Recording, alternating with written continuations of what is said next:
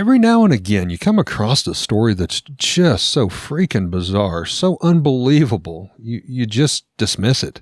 It's just too strange, too much to conceive, so we shun it and assume it's false or a hoax. However, like a portion of our podcast opening states, close-minded we become, fearful to be deceived. This is one of those such stories, so buckle up out there as we investigate a story so hard to wrap your mind around and fathom. It takes place in Wales, England in the 1980s. It is by all accounts a mixture of witchcraft, crystal balls, and ghost writing, not only from the past to the present, but also the future. Join us tonight as we dive into the weirdest and wildest of mysteries, the Dodleston writings. From a child born into this world, we are taught what to believe. Close-minded we become, fearful to be deceived. Still we desire to know what lies beyond that locked door. The art of the storyteller, conjuring tales of legend and lore. History hidden, lost knowledge, things forgotten and the unknown. These are the things that direct us and will set the tone. Welcome, friends, to another episode of Nightmares on the Lost Highway.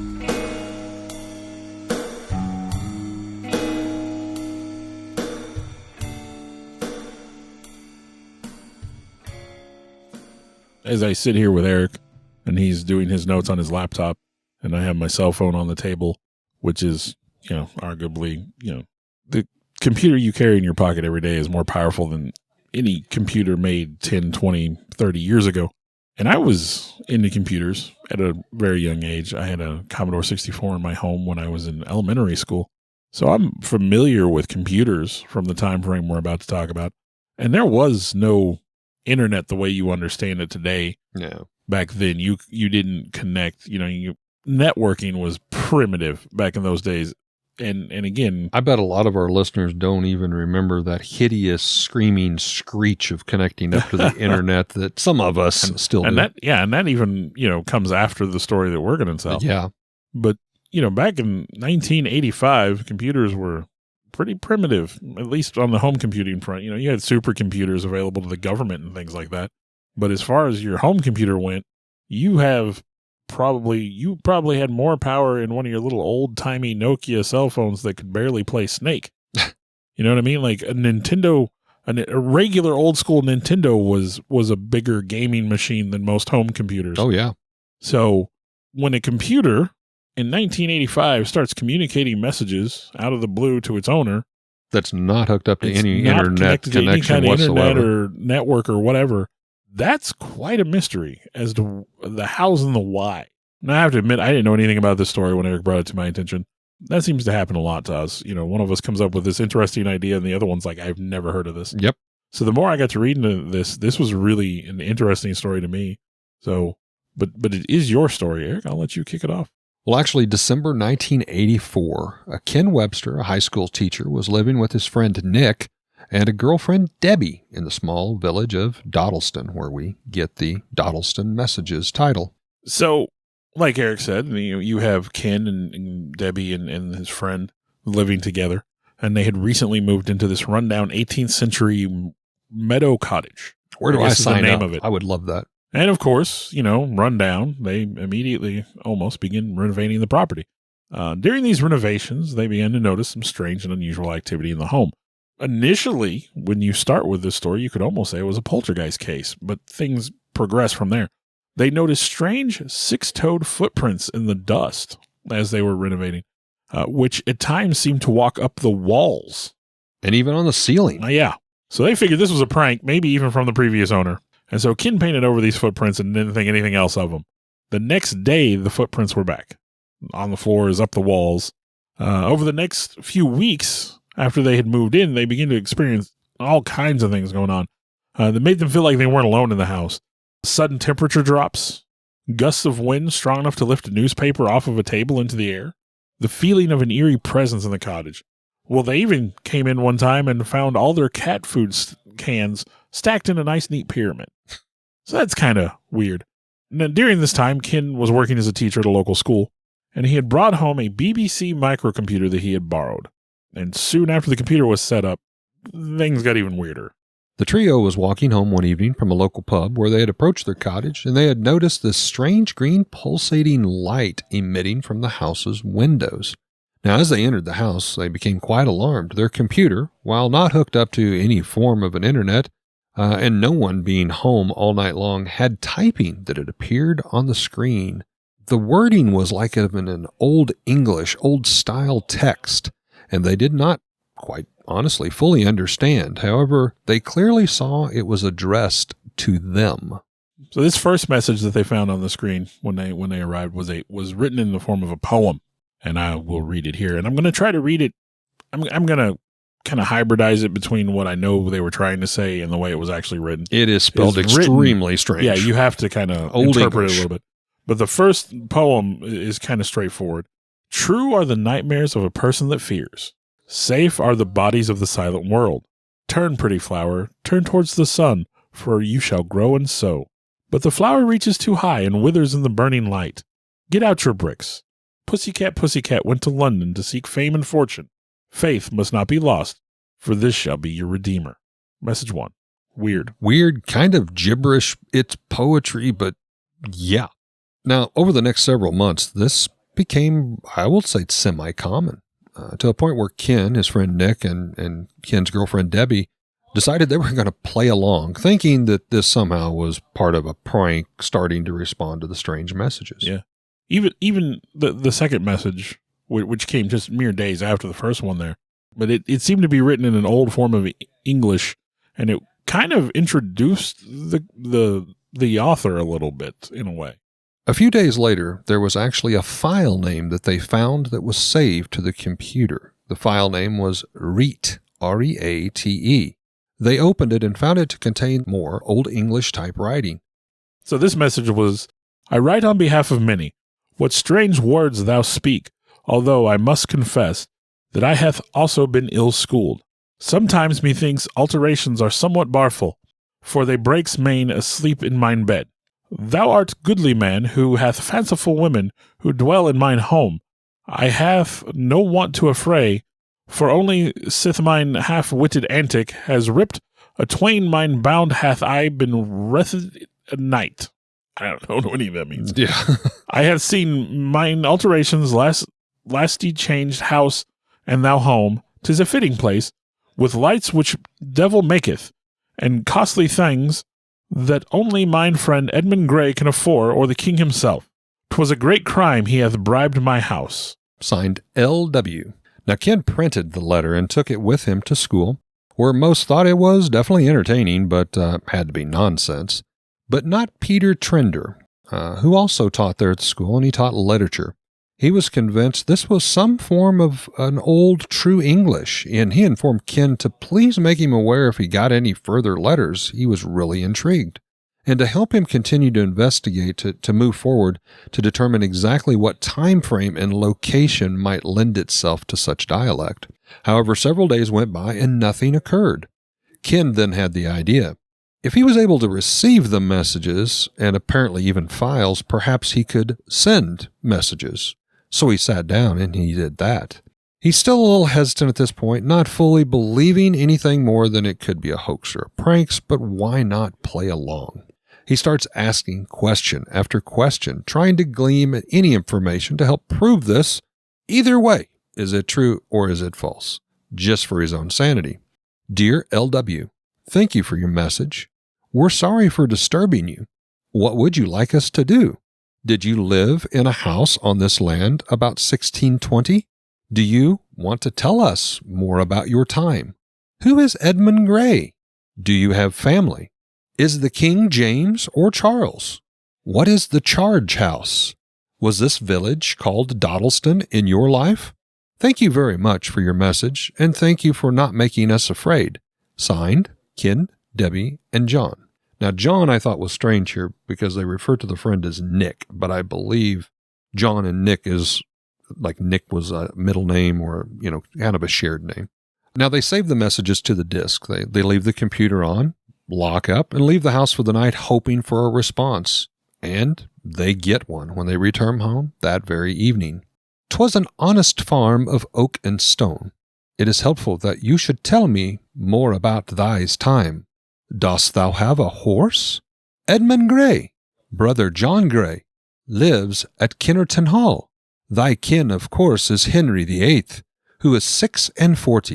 I nie woot of King James. Mine charge house is place of law, schooling. L.W., March 28th, Anno, A-N-N-O, dated 1521. This was troubling and confusing. The facts were all wrong. For one, the year 1521, King Henry VIII was only 30 years old, not 46. Still, Ken decided to print this out and take it to his friend, the literature school teacher, Peter, who was trying to confirm the facts. He went on to say Kennington Hall would not be built for another 200 years, well after 1521. He also found no mention whatsoever of an Edmund or John Gray in the history books for the area. Ken was doubtful, with the use of question marks also used in the text. Question marks were not used or even invented in that time frame yet. So led Ken to worry a bit more, believing they possibly had an intruder somehow gaining access into their house, or perhaps hiding somewhere inside the house. But with Peter's conversation, he decided to continue to play the game, and he received even more messages on the computer, all about the history of the house, the area, and the time, and they weren't signed by just J.W., but the author's full name. He spoke out about more history of his life, losing his son and wife during the plague. He told about how he harvests his own barley for ale and how he makes his own cheese. He describes the home as humble, made of redstone and setting on a pretty parcel of land. Meadow Cottage, where Ken, Nick, and Debbie lived, was not made of redstone, but during renovations, however, they had dug up some redstone with mortar in their garden. Also, beneath the kitchen floors, they were replacing a section, was found another foundation, a structure much, much older than the others. And that foundation, indeed, was made of redstone. You could also tell the mystery writer of the past had a different tone in his writings now. He seemed that Ken was actually intruding on him, and seemed just as concerned of someone in foul play as Ken was in reverse. However, at this time, he signed the letter to Lucas, and we learned that L.W. was actually Lucas Wainman. And now that we know his name, I feel like I want to jump in real quick and say that during the time they were receiving these messages, Debbie began to have dreams about Lucas. These dreams, she said, felt more real than regular dreams to her, including one particularly steamy dream where she and Lucas had made candles together. I kind of envisioned like the scene from Ghost. I was going to say the exact same thing, making the pottery on the pottery wheel. Now, these new informational facts might lend itself to a better understanding, so he shared this new information once again with his literary school buddy Peter. Now, Peter firmly believed that the sentence structure mixed with Latin placed it most likely in the middle of the 16th century in what would be known as the Cheshire area, which is exactly where Lucas said he had been living in the year 1512. Also at that time, communication went on.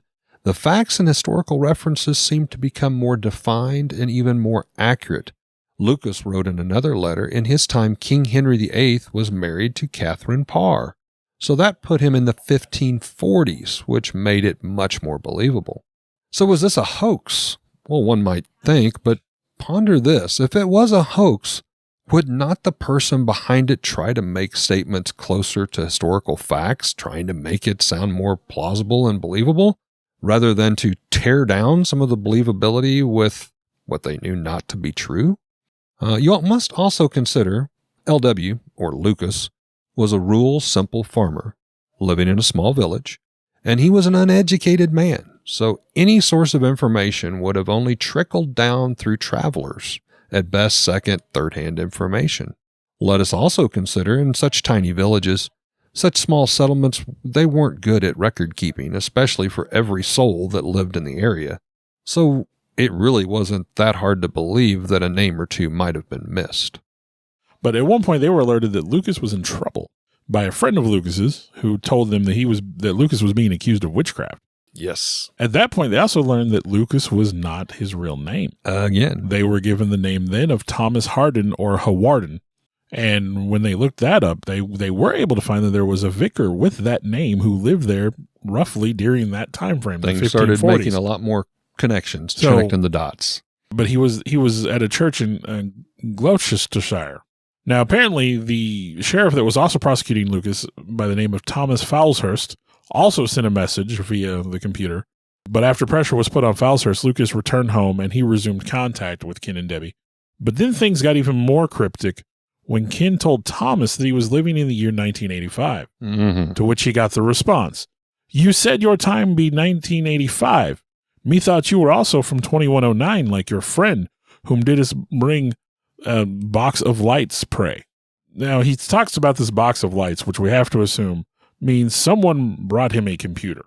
Well, he actually says in one of the notes that one evening as he sat by the fireplace, his entire outside of his house was illuminated in a green beam, and that a human stepped out of the fire and presented him with this magic box that he could speak into and words would appear. So Ken, intrigued by this, he sends a message simply says, "calling 2109" on the computer, to which he gets the following response. "Try to understand that you three have a purpose that shall in your lifetime change the face of history. We, 2109, must not affect your thoughts directly, but give you some sort of guidance that will allow room for your own destiny. All we can say is that we are all part of the same God, whatever he is." 2109 obviously communicated in a totally different tone, different manner of speaking. And here we have where they're writing to the future now. Yeah, now they're writing to the future. Additional messages would come from 2109, such as, "The eyes are open, yet nothing do you see. The gray retarding mass is your convict. Quietly, alone he sits in the dark, waiting for sentence to be passed, and demanding through the eyes of the blind of unspoken questions to answers of ethereal kind. The soul, he is the traveler. Chain nor bar can hold him to frail flesh. He is the ruler of time and space. Here is your God." So 2109 was still cryptic, still delivering strange messages, but he told Ken and Debbie were involved in an experiment for a higher purpose, and spoke obviously more scientific, but he gave little away about what was going on. Again, he wasn't trying to reveal too much. Yeah, very vague. He didn't want to influence them in any way. I do want to go back and touch on the arrest of Lucas for witchcraft. Oh, okay. I had a little bit more there that I thought was kind of humorous. You can obviously see during that time frame how it would be considered witchcraft. If you had a box of lights, if you have a box of lights, and if it truly was recording your speech and trying to commune with these spirits. But during that time frame when they'd received the message back that, Lucas is not here, he's been locked away by a sheriff, Deb and Ken decided they must take an aggressive approach. So they did kind of something a little radical. They were trying to help their friend Lucas escape from possible death at that time. So they typed a stern warning and shared it, sending it back. It said, "Take this to the local sheriff. He must be contacted." And they demanded that Lucas be released or they would be forced to use their magic powers to set harm upon the sheriff. This apparently worked, as Lucas in a few days started communicating once again and stated the sheriff had released him without question. Now, with this new shown of good faith and friendship, obviously here Debbie and Ken have went out there to help Lucas. And with the sharing of 1985 and the different time frames, it seemed to kind of put a closer bond between them, to a point it was later described by Lucas as a love stretched across the ages. It was interesting as the two began to openly communicate a little bit more, kind of letting their guards down. Ken felt comfortable at this point in asking Lucas if he was the one coming to their time in 1985 and moving and stacking items, moving things around, some of that paranormal type activity that occurred. Lucas immediately replied, "No, 'tis not I, but I also am experiencing similar occurrences." And the two men, Lucas and Ken, began to speculate that the paranormal occurrences were most likely being caused by the entity they now called 2109. So then they tried to communicate in some cryptic styles themselves to explain the next steps, in fear that they were being monitored by 2109. Lucas was able to get Ken to move the computer into the kitchen, where in Lucas's time frame, it was closer to him. Remember I said the foundation was beneath the kitchen floor and all of that from Lucas's time frame. And hopefully he could communicate better and not be possibly filtered or messages even altered, which they believed at this point could be happening by 2109 in a way to protect them from sharing too much critical information.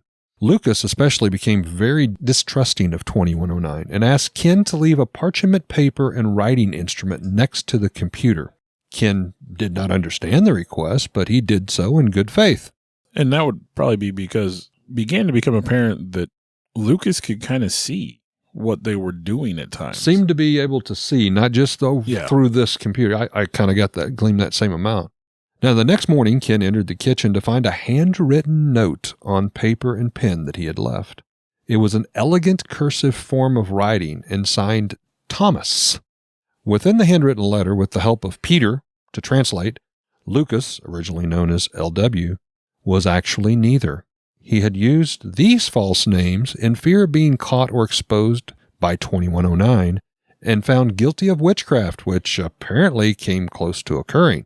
Lucas went on to say, I am only telling you my real name in this written hand, which is Thomas. That is my real name.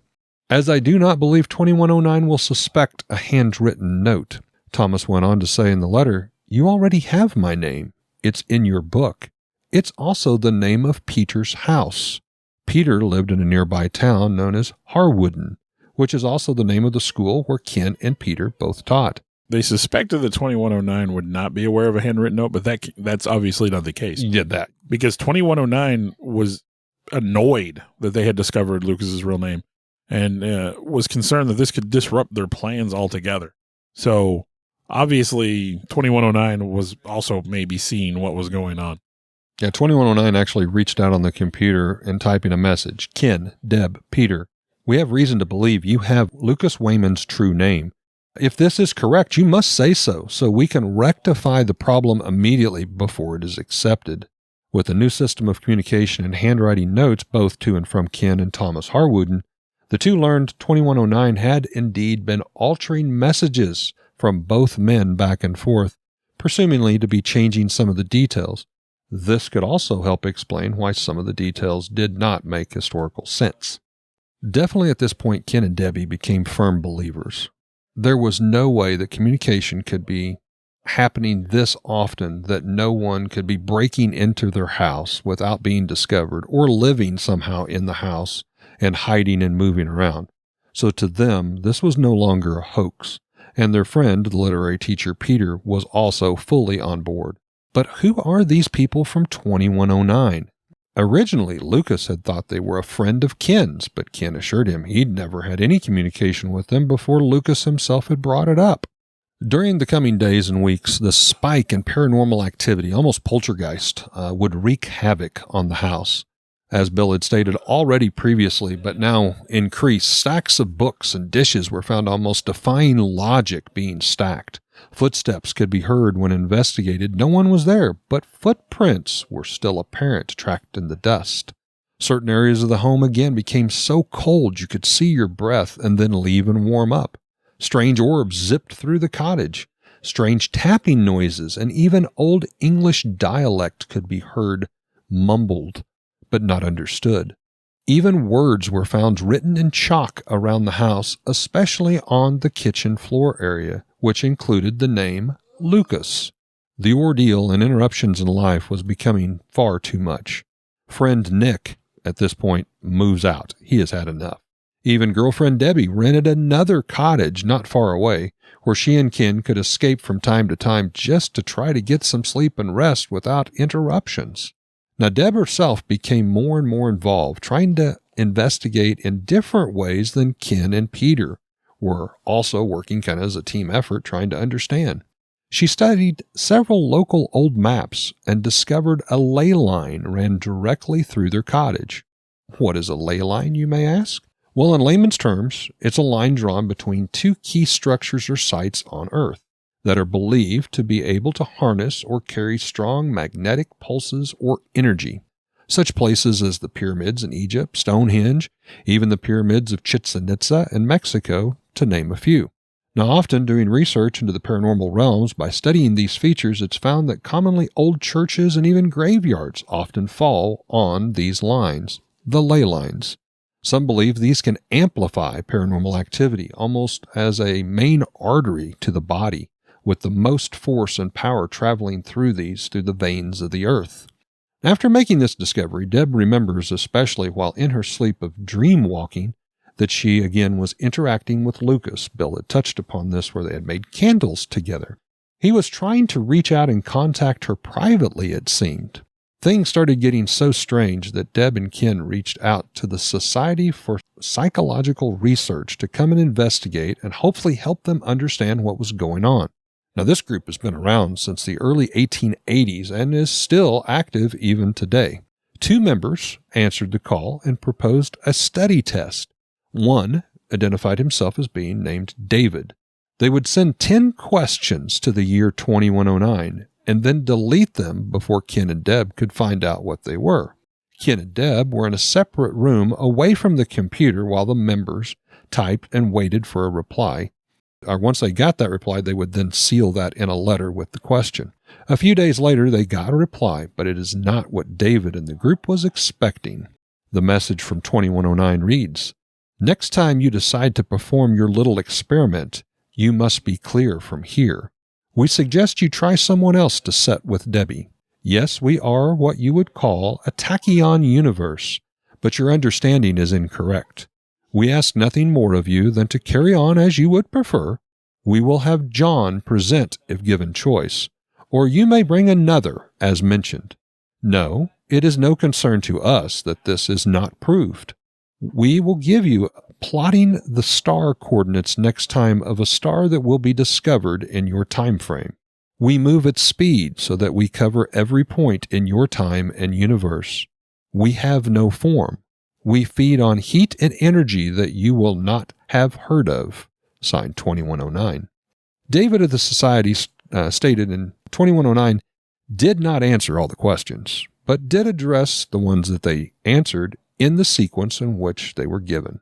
Ken and Deb believed this would help convince the Society that this was not a hoax, but there was something truly paranormal going on. Now, after the Society left the home, they speculated somehow Ken or Deb may have planted hidden microphones in the room. And while the questions were not verbally stated as they were typing them out, the Society proposed that possibly Ken or Deb or someone else was listening to the keystrokes of the keyboard as they typed in the questions and were able to somehow understand those questions. It's not a touch-tone phone. Individual keys do not make their own sound. So even if you listen to what was being typed, I can't see how you could possibly listen to someone type and understand what was being typed. That was so far out of my grasp. It's like, you talk about a stretch. I mean, come on, guys. I mean, you got a keyboard in front of you. Type something on it. We'll see if the listener can hear it. Okay, here we go. Listen closely. You know what I typed, don't you? Yeah, I mean, come on. So that is a ridiculous potential explanation. I totally agree. Ken, somewhat upset that the Society didn't really give him the answers that he wanted, while he didn't necessarily want them to say it was real, he wanted for them to be able to prove without a shadow of a doubt, is it real or is it a fake? Meanwhile, the Society who had been come to research Ken and Deb's home and events, they published their findings. They said clearly, if this case is a hoax, then the 2 teachers are the prime suspects. I believe also there may be a third party responsible. I would have loved to have proved it was genuine. It would have been the most unique phenomenon ever recorded. Something or someone is obviously doing this. It was not the job of our SPR Society to point the finger, however. Ken became so irate at the Society that they had so quickly dismissed their case and didn't even reach out to them before publishing this. So Ken reaches to the Society again, contacting them, and asks for copies of the files from the investigators. Here's where it gets stranger yet. Upon doing so, the SPR Society stated, "We don't have any such files, nor was there any case booked by our Society. We have one member matching the name John you mentioned, but he's mysteriously vanished. We do not, nor have ever had a member by the name of David, as you suggest for the other."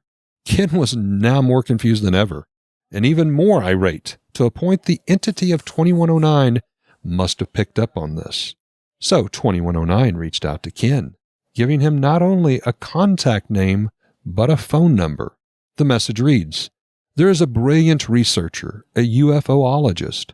We know you don't like the word. His name is Gary M. Rowe. His ideas differ somewhat from yours, but nevertheless, he can help you with a couple of your problems. You may phone him at the number below and invite him to come talk to you. When he comes, show him this and ask him what he makes of it. Peter must be the one to do the telephoning. Tell him you got this number from a UFO enthusiast. Signed, 2109. Now, Gary Rowe was a UFO researcher that was not a firm believer in Ken and Debbie's ordeal or stories, but he did come along with a small arsenal of tools and did do his own investigation. Gary ran his own tests in which he would write out questions for 2109, 2109, and place them in a sealed envelope on the computer. He would then ask Ken to print the response, which would be attached to each one of the sealed questions. After quite some time of doing this and finally opening the questions and comparing the answers, Gary attempts to directly type to the entity of 2109. He apologizes and states, Ken and Deb want me to apologize for my lack of trust and believing in you. Regardless, I would have done so on my own accord. I must also apologize to Ken and Debbie, as I did not understand the full importance of all that is going on here at first.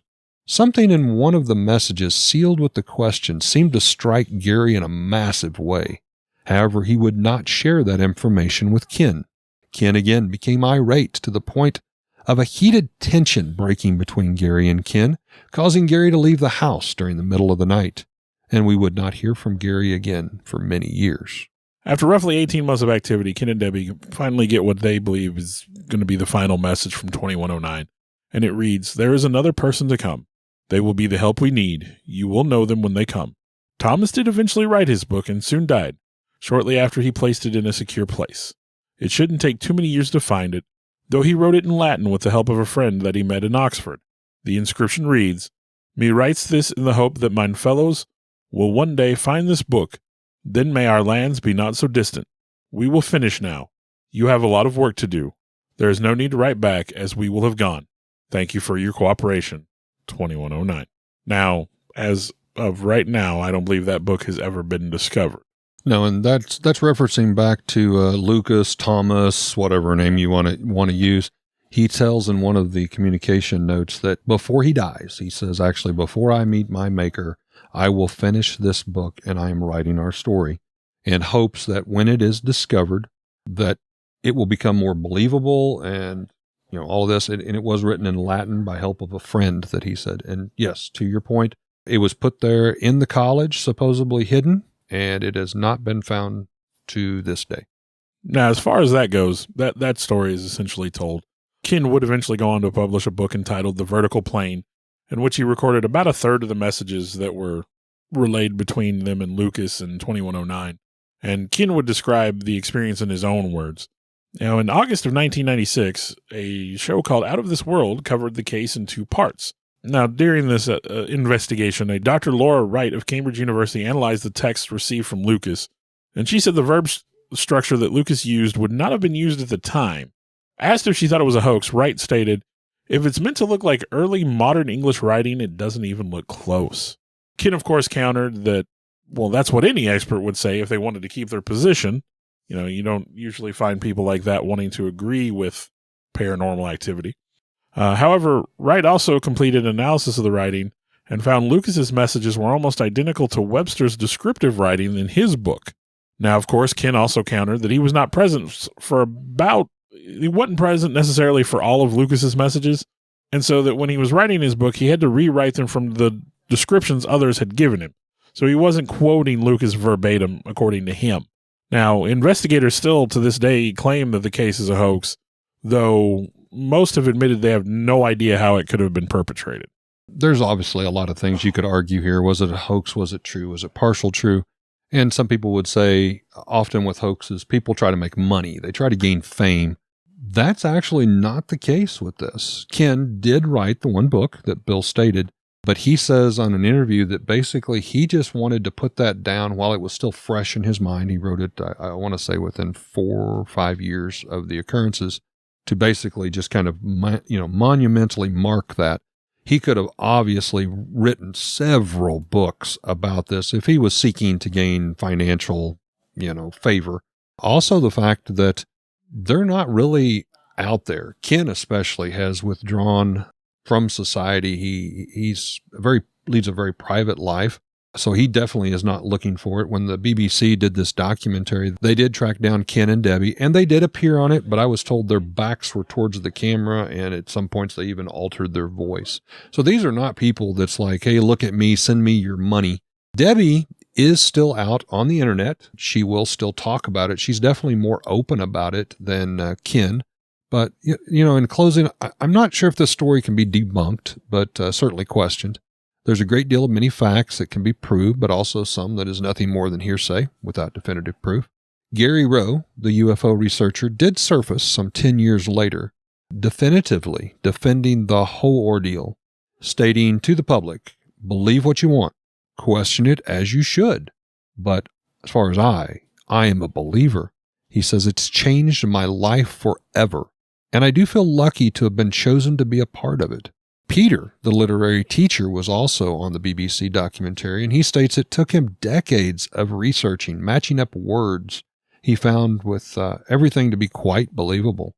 Still, there are those literary scholars, as Bill mentioned, that argue that it was a mixed verbiage of language as well as times. But let us not forget that 2109 was altering and editing some of these early messages, which maybe they put the question marks in, for one thing that was brought up that in that time frame they didn't use question marks. That's what we do. We bring you the stories and we allow you to decide. Does that mean it's time for headline?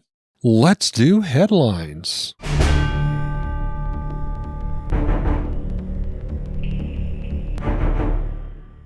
There's a story of a man from Poland that awoke from a coma from nearly 20 years. It all started in 1988 when the man named Jan was working at the railroad company, was involved in a very serious accident resulting in head trauma. Considering the medical facilities at that time frame were not nearly as advanced as they are today, some 35 years later, the doctors really couldn't do much for Jan, who fell into a deep sleep coma. His wife, Gratuda, was told her husband would most likely never awaken, and if he did, he would be brain dead, depending on the longer that he remained in that coma. But she never gave up hope. She kept praying for her husband for some sort of medical breakthrough and a miracle to save him. And apparently someone was listening, because despite doctors' and specialists' belief he would have never awakened, he actually did. They were quite shocked when he started breathing on his own 19 years later without breathing machines or assistance. Now, he was more than startled, according to the news, upon waking up. He went under in 1988. When he did, he had 4 children. When he woke up 19 years later, he got to meet 11 grandchildren to his family. The aged man had a lot of new faces to get accustomed to, as his children were now adult and had been married with families of their own. According to more news and interview broadcasts, he stated he was so surprised with the technological advances in the time when he was asleep. He said, I see people on the street talking on cell phones and shops with so much more merchandise. It just makes my head spin. The man was becoming quite famous across the world, featured in so many newspaper and magazine articles as well as national TV. One media group, however, called The Guardian, decided to dig a bit deeper into the man's mystery, noticing that there were a lot of voiceovers that was applied to the news broadcasts, and they were just resharing and adding more as the story went on. They decided, why not go back to the source and let's get to the bottom of this. The truth came out when he shared his story with a reporter from The Guardian. Number 1, he had not been in a coma for 19 years, but rather only 4 years, still very significant. He went on to tell the Guardian reporter that he only told his story once to a reporter, never ever being interviewed by anyone else until the Guardian. Yet as he watched over the weeks and the months, the story that was his kept getting exaggerated, and it angered him. His wife also spoke up in the interview, clarifying a few more facts. Truly, Jan was not bedfast that entire time. He was in poor health, but he was in a wheelchair, and he had limited successes through the years even. His wife said, while he couldn't speak, I knew he could hear me as I asked him questions, and he would use different facial expressions, and I learned what those meant. And we were able to communicate in that manner. He was able to watch TV during most all the entire time, and therefore for them to say that he was asleep for 19 years and not realizing technology was bogus. I mean, I hate to be this guy, but I mean, we're talking about some fake news here. Absolutely fake news. And he went on to say, yes, they mocked me almost, saying that these technological advancements I couldn't believe and fathom. I watched them. I knew them. And he goes, what really angered me were they were reusing clips and pieces I said and altering them, even doing voiceovers over my own voice from that first interview. He went on to say, I also met my grandchildren, each and every one of them as they were born. I knew of them. I was uncertain if I would remember or could hear or understand at the time. It just goes to show you how media can take an already astonishing story and manipulate it into something more in order to make sales and ultimately make more money.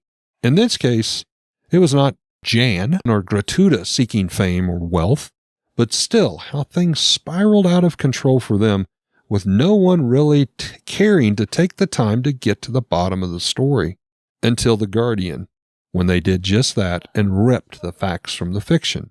I think this is part of the reason why Ken, Deb, and Peter were so reluctant even to this day to speak of what happened.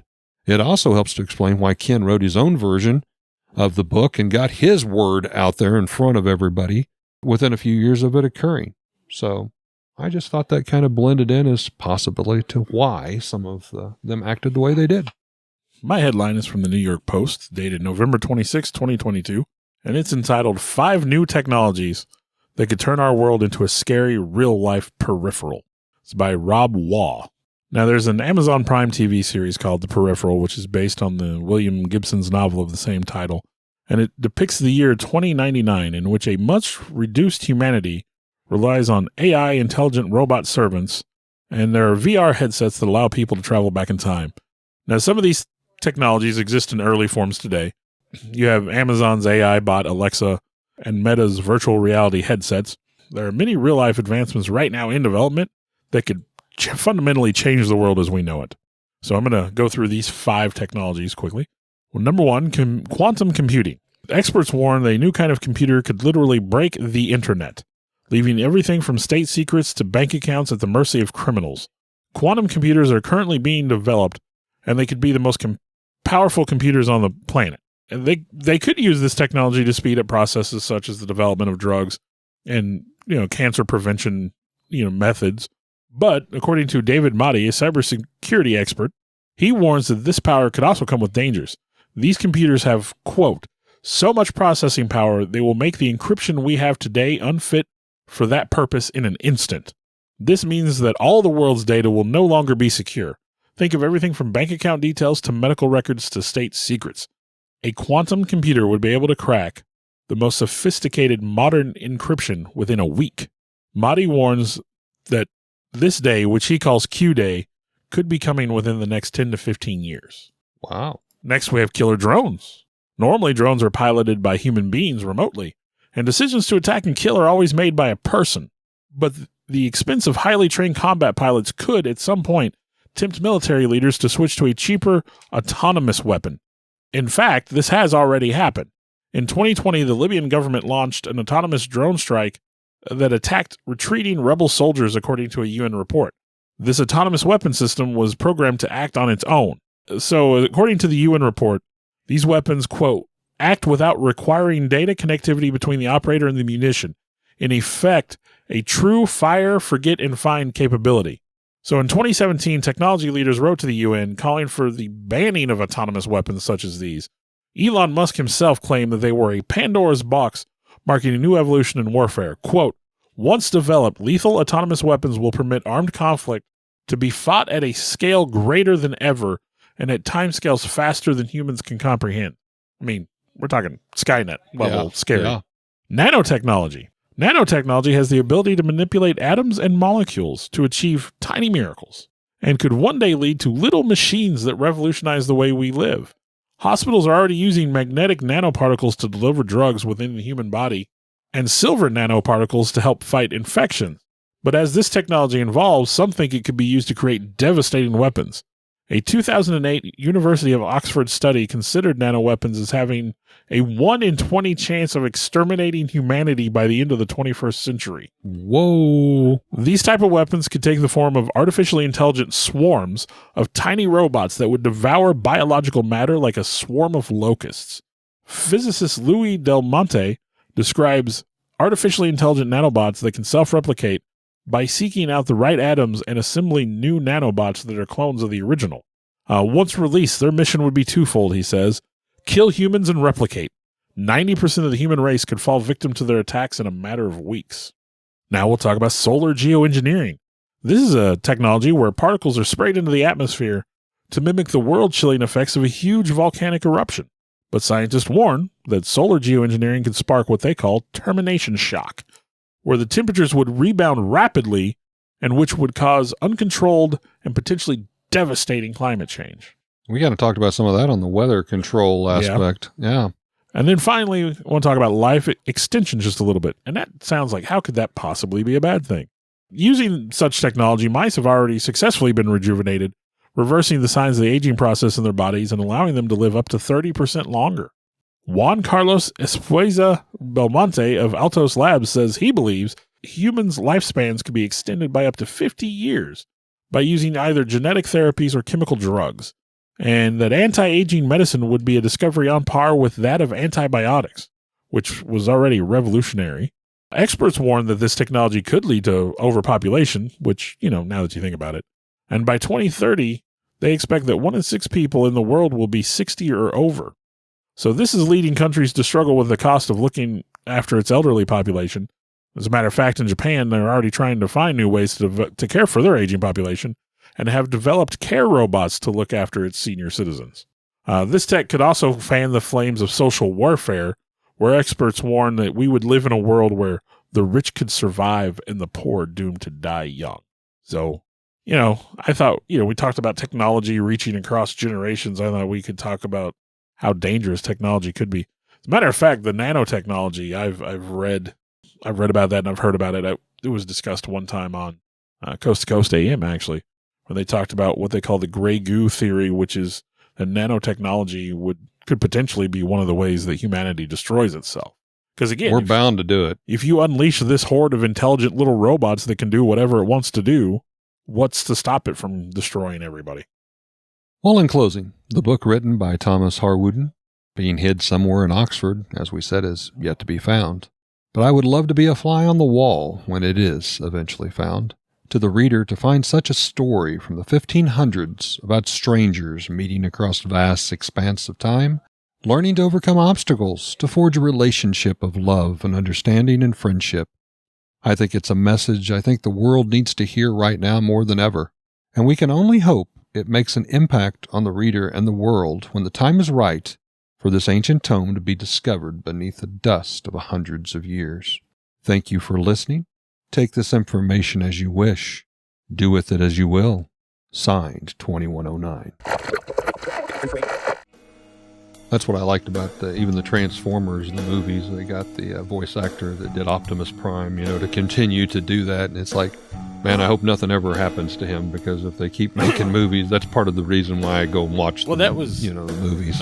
Even in The Mandalorian, Bo-Katan, Katie Sackhoff, the actress, she did her voice in the cartoon. I did not know that. And I guess the David Filoni, who was doing the cartoon, I guess he told her, like, day one, he goes, someday you're going to be in the armor, like on set. She goes, no, I'm not.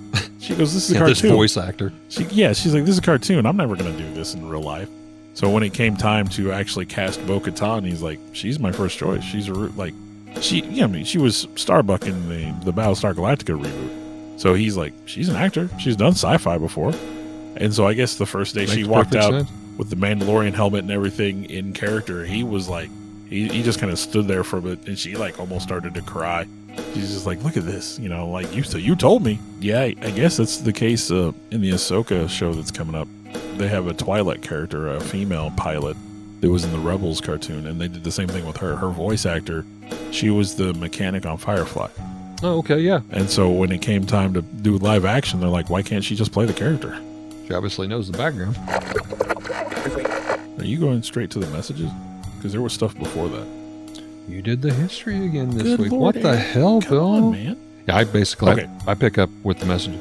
Well, and then I have this in Rewind. 85 too. So Well, this is December 84. The majority of it does take place in 85. a quantum computer would be able to crack the most sophisticated current a quantum computer would be able to crack the most okay.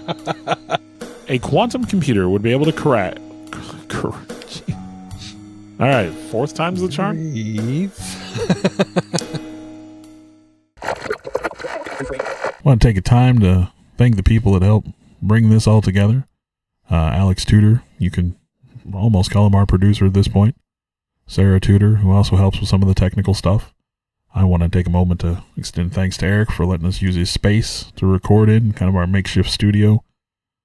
I, in turn, would like to thank Bill for, one, putting up with me and using this camaraderie to do something we both very much love and enjoy doing, and thank Bill's family for allowing him to spend all the time to work and clean up our recordings and present them in what you hear in the final terms, the final edition, if you will.